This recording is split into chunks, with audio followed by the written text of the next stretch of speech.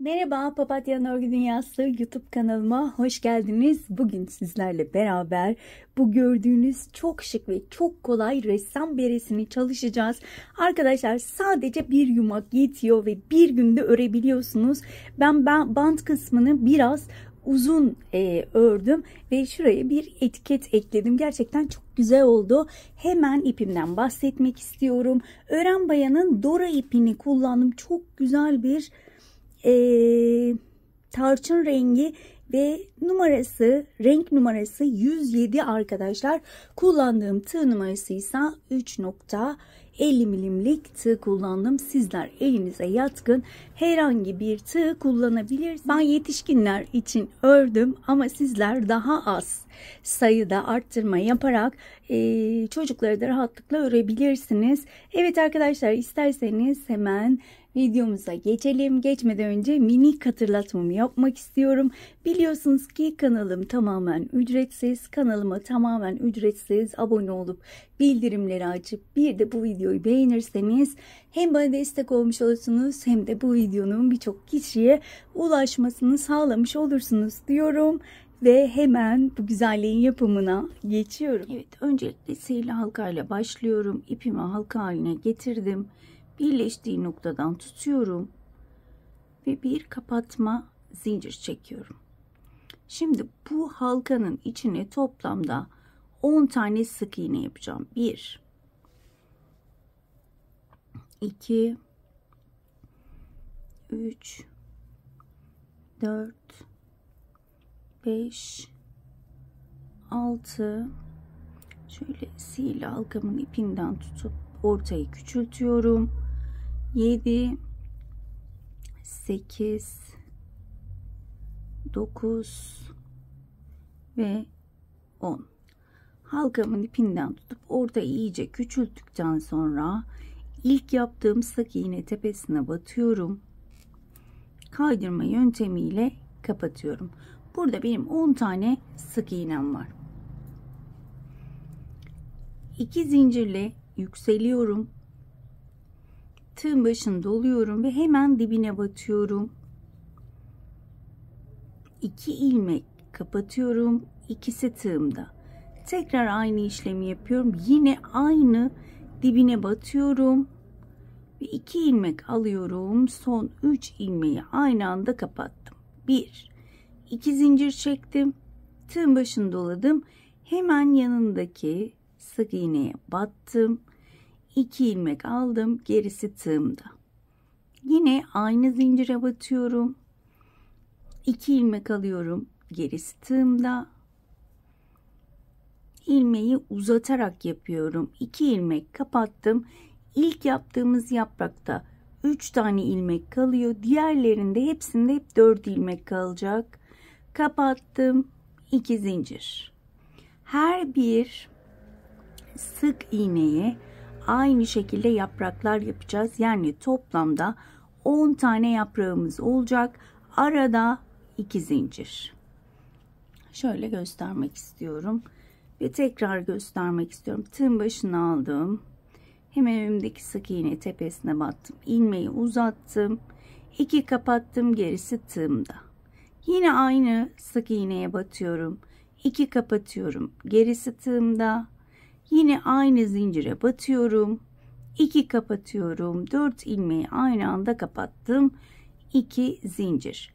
Bu şekilde arkadaşlar toplamda 10 tane yaprak yapıp dönüyorum.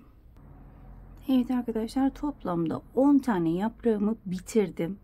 Son yaprağımda tığın başını doluyorum. İlk yaptığım yaprağın şöyle tepe kısmına battım. 3 ilmeği aynı anda kapatarak buraya da 1-2 zincir çekmiş oldum. Şimdi burada 2 zincir çekiyorum. Tığın başını doluyorum. Buraya bir tane yaprak yapıyorum.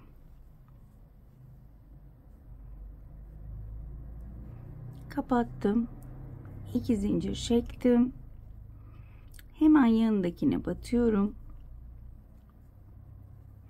Bir yaprak daha yapıyorum.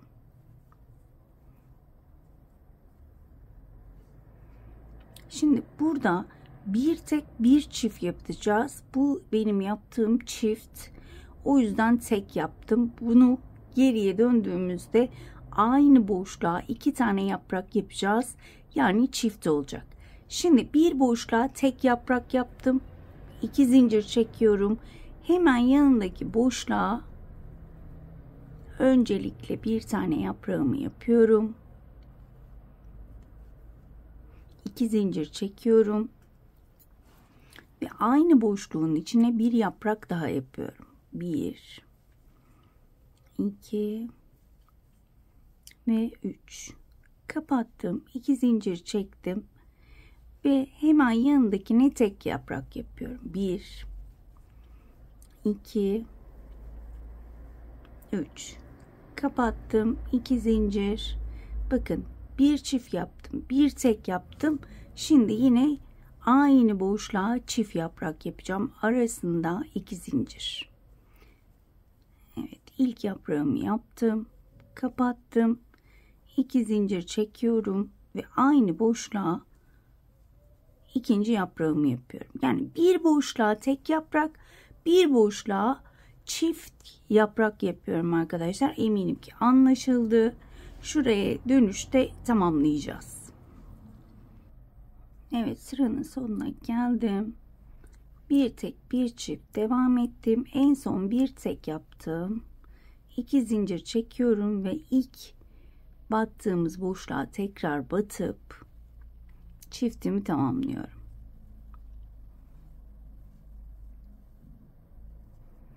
Kapattım ve burada 2 zincir çekmiyorum. Yine ortada bitirmek için tığın başını doluyorum.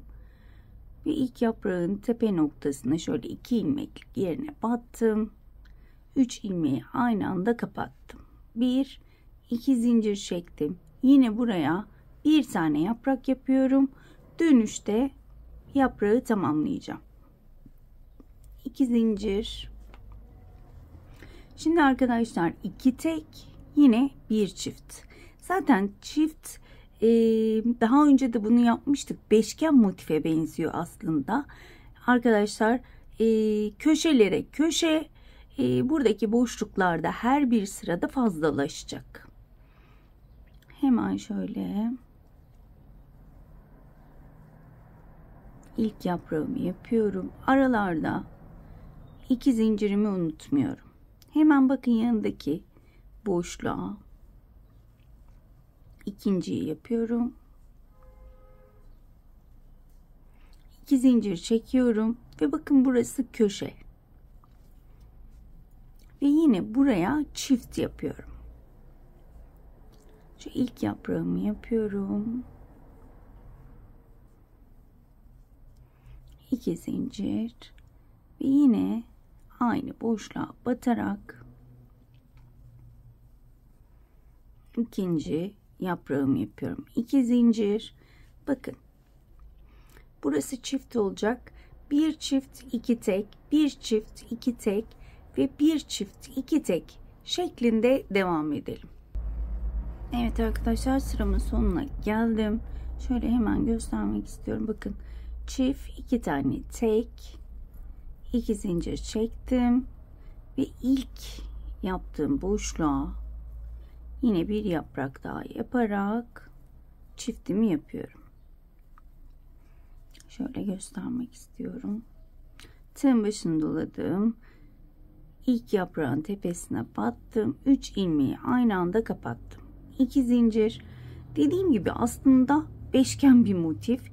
Yani bakın ilk sırada bir taneydi. Köşelerimiz 5 tane. Şöyle 1, 2, 3, 4, 5 ve boşluklarımız her bir sıra fazlalaşıyor. İlk sırada bir taneydi. 2 tane oldu. Şimdi 3 tane olacak. Bir üstte 4 tane olacak. Evet, bu şekilde ilk yaprağımı yapıyorum. Dönüşte yine tamamlayacağım. 2 zincir çekiyorum. Ve boşluklara birer tane. Bu sırada 3 tane yaprağımız olacak. Her bir boşlukta bir tane. Köşeleri unutmuyoruz. Köşeler hep çift.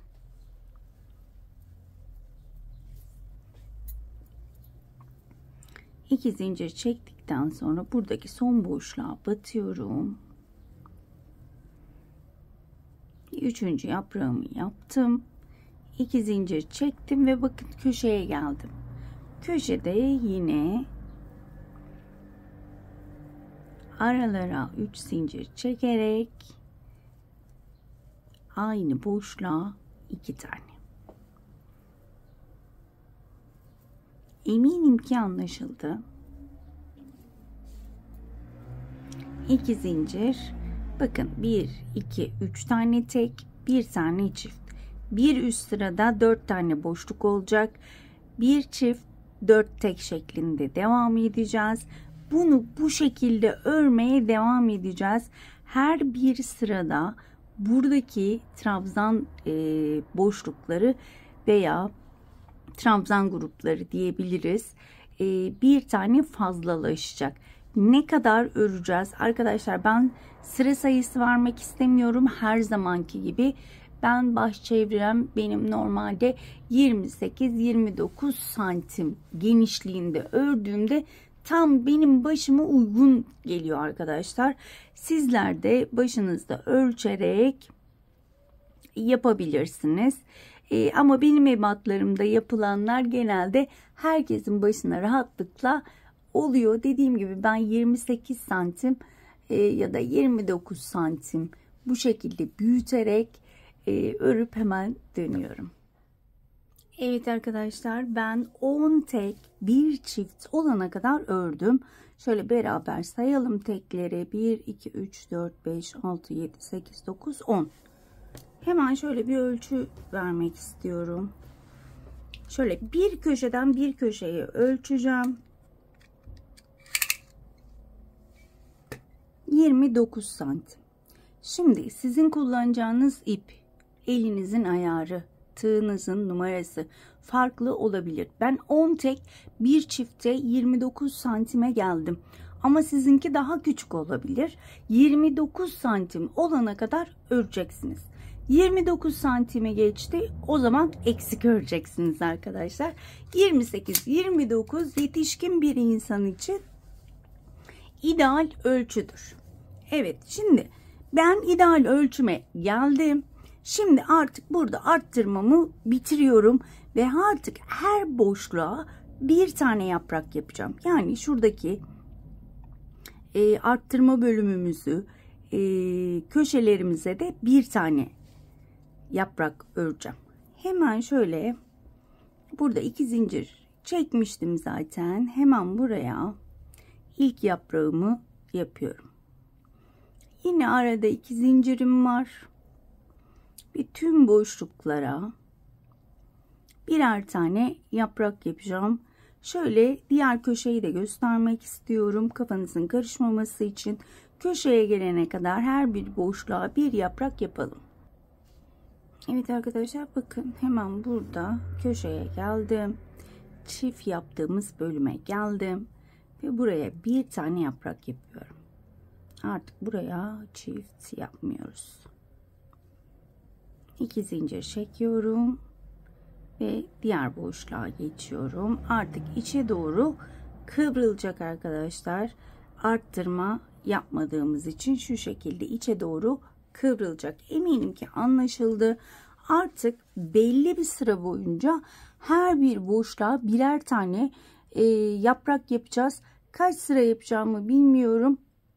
Ben birkaç sıra örüp hemen döneceğim. Daha sonra da ölçülerini sizlerle paylaşacağım. Evet arkadaşlar, ben her bir boşluğa bir tane yaprak 2 zincir çekerek toplamda 5 sıra ördüm. 6. sırayı aralarına bir zincir çekerek ördüm. Şöyle birazcık iyice kassın istedim. Çünkü baş bölümün biraz dar olduğu için biraz dar olmasını istiyorum. Ama sizler eğer size dar gelecekse bu en son 6. sırayı yine bir yaprak 2 zincir şeklinde yapabilirsiniz. Toplamda 6 sıra oldu ve ben şöyle 6 sırayı ne kadar ördüğümü ölçüsünü vermek istiyorum. Tam bakın burada arttırmamı bırakmışım. Bıraktığım yerden toplamda Şöyle yanlış. Evet, 7,5 santim örmüşüm arkadaşlar. 7,5-8 santim kadar örebilirsiniz. Bakın hemen burada yaptığımız sihirli halkanın ipini de hemen sizin yanınızda şöyle bir düğüm atıp saklamak istiyorum. Bu düğümü muhakkak atın. Ne kadar sağlam olursa olsun sihirli halka maalesef çözülüyor. O yüzden işinizi garantiye alın ve çok şöyle uğraşmadan hemen bir düğüm atıp saklayın. Garanti olsun. Sonra çözülünce gerçekten çok üzülüyoruz. Evet, benim için 6 sıra yeterli oldu. Şimdi artık iyice ben burayı toplayacağım. Şimdi hemen burayı bakın. Şöyle 2 yaprak arasındayım ve 2 yaprak arasına batıyorum. Bir sık iğne yapıyorum. Karşı boşluğa geçiyorum. Bir sık iğne. Arada zincir yok. Her bir boşluğa birer tane sık iğne yaparak buraya artık daraltıyoruz. Bakın her bir boşluğa sık iğne yapıyorum sıra sonuna kadar. Evet arkadaşlar, her bir boşluğa bir sık iğnemi yaptım. En son sırama geldim. Bakın karşıda ilk yaptığım sık iğnem var ve kaydırmayla bu şekilde kapatıyorum ve bu sırayı bitirmiş oluyorum. Şöyle göstermek istiyorum. Ben başıma taktım. Benim için şu anda ideal ölçüsü. Dediğim gibi siz bu sırada eğer başınıza takın, eğer size bol geliyorsa daha da sıkı yapabilirsiniz. Daha sıkı nasıl yapabiliriz derseniz tığınızı küçültebilirsiniz ve elinizi biraz sıkıştırırsanız daha küçük olacaktır. Bir zincir çekiyorum ve şurada gördüğünüz sık iğnelere şöyle arka ilmeklerine batıyorum. Bakın. Arka ilmeklere batarak sık iğne yapıyorum. Tek tek her bir sık iğneyi arka ilmeğe batıyorum arkadaşlar. Bu şekilde batmıyorum. Arkadan sadece bir ilmeğine batarak sıra sonuna kadar bu şekilde devam edelim. Evet arkadaşlar, ben sıramın sonuna geldim. En son ilk yaptığım sık iğne tepesine battım. Kaydırmayla kapattım. Bir zincir çekiyorum ve yine arkadan ilmeklere batacağım ama şöyle bir ters bir düz. Hemen şöyle tersini çeviriyorum ve arkadan ilmeklere batmaya devam ediyorum. Bakın. Bu modelimizin çıkması için yaptığımız bir şey bu. Bu şekilde arka ilmeklere batarak bu sırayı bitirdikten sonra hemen ön yüzüne döneceğim. Ön yüzünden örmeye başlayacağım. Ama hep arka ilmeklere batarak yapacağım ve buradaki bantı kaç sıra istiyorsanız, ne kadar uzunlukta istiyorsanız o kadar sıra örebilirsiniz arkadaşlar. Şöyle de bir göstermek istiyorum size. Şöyle şapkanızı açıp şu şekilde tuttuğunuzda dümdüz olması gerekiyor. Bakın şu şekilde. Evet, ben istediğim uzunlukta örüp hemen dönüyorum. Evet arkadaşlar, ben lastik kısmını bitirdim. Hemen şöyle bir ölçü vermek istiyorum. Şöyle 2, 4, 6, 8, 10, 12 sıra örmüşüm. Ölçüm de herhalde kopmuş. Maalesef. Diğerine bir bakayım. Allah'tan emektar mezuram buradaymış. Hemen onunla ölçelim. Ay çok üzüldüm onun bozulduğuna. Şöyle bakıyorum. 5,5-6 santim diyebiliriz arkadaşlar. Bir de şöyle etiketimi yapıştırdım. Gerçekten çok güzel oldu. Umarım ayrıntılı bir şekilde anlatabilmişimdir. Umarım anlatımından memnun kalmışsınızdır. Bir dahaki modellerde görüşmek dileğiyle. Kendinize çok iyi bakın. Hoşça kalın.